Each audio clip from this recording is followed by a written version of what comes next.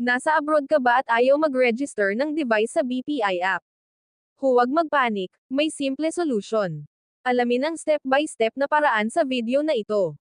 Hello mga ka-journal! Welcome sa channel na ito kung saan ibinabahagi ko ang mga simple at madaling sundan na guides tungkol sa online services, trending topics, government benefits, at helpful information para sa mga Pinoy lalo na sa mga nasa abroad.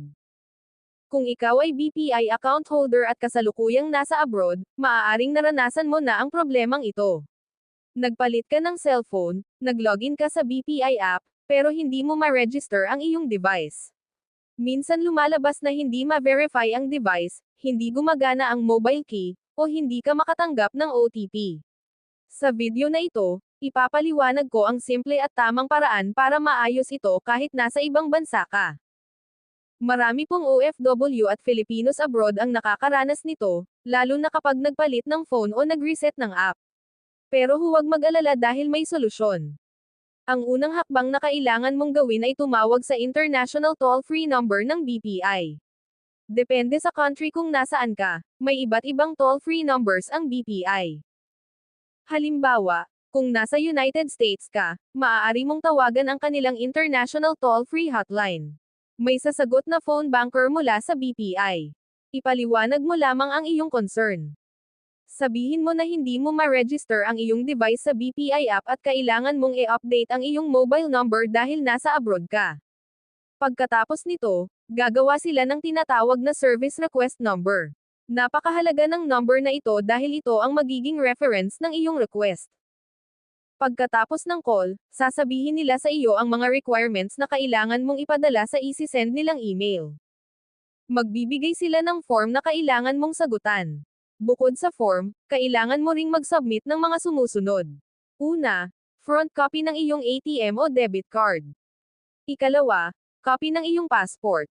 Ikatlo, iyong signature. Ang lahat ng ito ay kailangang ipadala sa email na ibibigay nila. May ilang mahalagang reminders na kailangan mong tandaan. Una, ang lahat ng files na ipapadala mo ay kailangang hindi lalampas sa 1 megabyte ang file size. Kung masyadong malaki ang file, maaaring hindi nila tanggapin. Pangalawa, kailangan mong masend ang email within 2 banking days mula nang ibigay sa iyo ang service request number.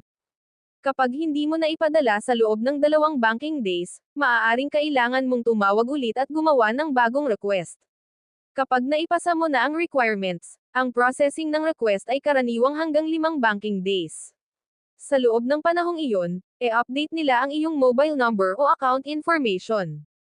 Kapag natapos na ang update, maaari mo nang subukang muli ang pag-register ng device sa BPI app. Kung hindi pa rin gumagana ang registration pagkatapos ng update, maaari kang tumawag muli sa BPI at ibigay ang iyong service request number para ma-check nila ang status ng iyong request. Ang pinakamahalaga ay huwag magpanik. Ang problemang ito ay karaniwan at may solusyon. Marami na ring Filipinos abroad ang naka-resolve nito sa pamamagitan lamang ng pagtawag sa BPI hotline at pagsunod sa kanilang instructions.